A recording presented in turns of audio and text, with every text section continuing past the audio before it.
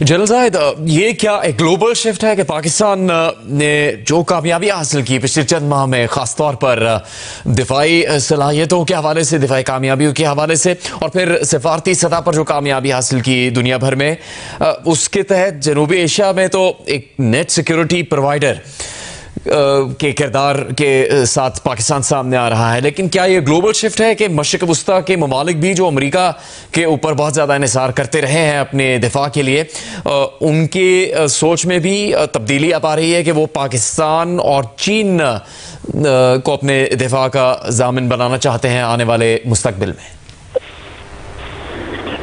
असल में जुनैद साहब, बात ये समझने की है कि पाकिस्तान और सऊदी अरेबिया के जहाँ तक कॉन्टेक्स्ट है, तो ये ऑलरेडी पाकिस्तान एक पास्ट अपनी जो उनके साथ कमिटमेंट्स हैं, आपको याद होगा जब कुवैत की भी वॉर हुई थी तो पाकिस्तान के मैकेनाइज्ड आर्मर ब्रिगेड वहां पर जाकर डिप्लॉयड हुए थे और उन्होंने डिफेंस किया था जी सऊदी अरेबिया। तो ट्रेडिशनल, कल्चरल ट्रेडिशनल, एक हिस्टोरिकल हम चलते आ रहे हैं इनके साथ। और इस दौर में देखिए, जब ग्लोबल शिफ्ट की जो आप बात कर रहे हैं, जब अमेरिका की तरफ जिन ममालिक ने भी पिवट किया तो उनको डिसअपॉइंटमेंट मिली है जी। मुझे किसी प्रोग्राम में कोई पूछा था कि जी स्ट्रेटेजिक पार्टनर था कतर उनका, और उनके साथ अमेरिका ने ये क्या कार्रवाई कर दी है। तो मैंने कहा कि अमेरिका का स्ट्रेटेजिक पार्टनर सिर्फ एक ही है और वो है इंटरेस्ट। अब इनका जो इंटरेस्ट ड्रिवन जो रिलेशनशिप है अमेरिका की, वो इतनी ट्रांजिशनल हो गई है कि उसका टाइम स्पैन बहुत थोड़ा हो गया जी। तो डाउट्स पैदा हुआ। और दूसरा देखिए, जब से कतर पे हमला हुआ है, कतर की अवाम, सऊदी अरेबिया की अवाम, जो लोग वहां पे रहते हैं वो भी बड़ा क्लोजली देख रहे हैं। ठीक है, अगर गवर्नमेंट्स के या हेड्स ऑफ स्टेट्स के या जो बनॉक्स हैं उनके रिलेशनशिप अमेरिका के साथ बहुत अच्छे होंगे, लेकिन अवाम में एक स्ट्रेस आता है। वो अब गारंटीज चाहेंगे, ऐसी ट्रांसपेरेंट गारंटीज के वो अश्योर्ड किस्म की सिक्योरिटी उनको प्रोवाइड की जाए। And Pakistan is a trusted stability provide करता है, अश्योर्ड किस्म की सपोर्ट देता है। सऊदीया को तो ट्रेडिशनली दे रहा है और आगे भी देता रहेगा। तो उस सिलसिले में ये पाकिस्तान की तरफ बढ़े हैं।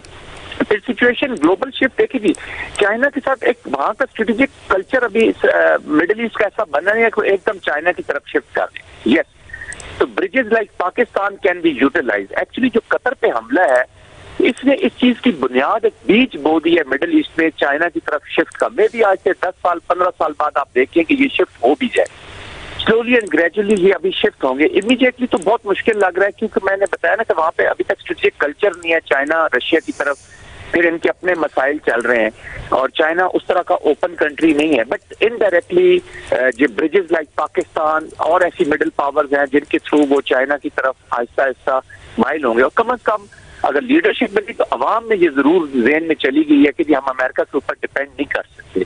और फिर इजराइल का ग्रेटर इजराइल की एप्लीकेशन हो गई है जी, किसी को अब शक नहीं रहा वहां पे मिडिल ईस्ट में। कतर के ऊपर हमले ने तो जो फेस टू, पहले तो ये डायरेक्शनल जाता था, कभी ईरान चला गया, कभी लीबिया, लेबनान, सीरिया को जब रिड्यूस किया गया था तो that is centre of gravity of middle east. आप अरब ममालिक को कंसर्न उसी वक्त हो जाने चाहिए। बट अब तो ग्रेटर इजराइल उधर मैंने जैसे कहा कि जो यहूदी ज़ायनिज़्म है उसकी एप्लीकेशन है, इधर हिंदू ज़ायनिज़्म की एप्लीकेशन। तो I think this is a natural ally है जी पाकिस्तान, और बाकी लोग भी अब इस नेचुरल अलाय के साथ, क्योंकि ट्रस्ट वर्दी पार्टनरशिप है, उसकी तरफ बढ़ेंगे।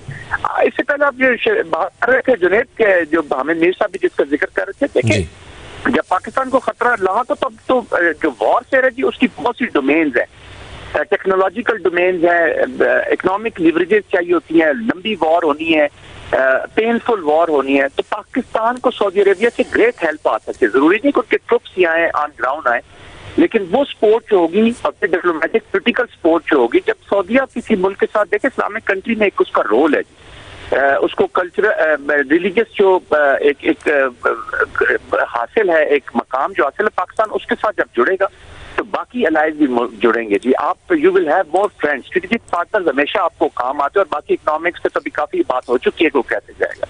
तो आई थिंक जो ट्रांजिशनल और आजकल की जो लीडरशिप है खासतौर पर यूनाइटेड स्टेट्स की, वो इतनी ट्रांजिशनल रिलेशनशिप है उनकी कि लोग कॉन्फिडेंस नहीं आ रहा, स्टेट्स में, लोगों में, गवर्नमेंट्स में कॉन्फिडेंस नहीं आ रहा। और कतर के साथ तो जो हुआ है, I think it has change the whole environment. और पाकिस्तान ने जो बुनियादुल मरसूस में इंडिया को रिस्पांस दिया, उसके it has change the whole environment in this region. और फिर हमारी जो मिलिट्री डिप्लोमेसी और हमारी जो डिप्लोमेसी है, उसने वो जो नोशन ऑफ विक्ट्री बुनियादुल मरसूस के बाद लिखा गया, उसको जिस तरीके से कैश करवाया और जिस तरीके से इफेक्टिवली उसको परसू किया है, it has not happened in the past में हमने बहुत कुर्बानियां दी बहुत मुल्कों के लिए, अफगानिस्तान के कॉन्टेक्स्ट में देख ले, लेकिन हम कभी भी उसको स्ट्रेटेजिक स्ट्रेंथ अपने मुल्क को नहीं दे सके। तो आई थिंक पाकिस्तान की जो स्ट्रेटेजिक इकोनॉमी है उसमें इजाफा होगा जिस पार्टनरशिप से। बहुत शुक्रिया आपका बात करने के लिए। जियो न्यूज़ से major general retired Zahid Mahmood sahab, Shahzad Iqbal साहब, हामिद मीर साहब जियो न्यूज़ की इस खुसूसी नशात में शामिल थे, जिसमें पाकिस्तान और सऊदी अरब के दरमियान होने वाले इस तारीखी दिफाई मुआहदे के हवाले से तफसीली गुफ्तगू की गई है।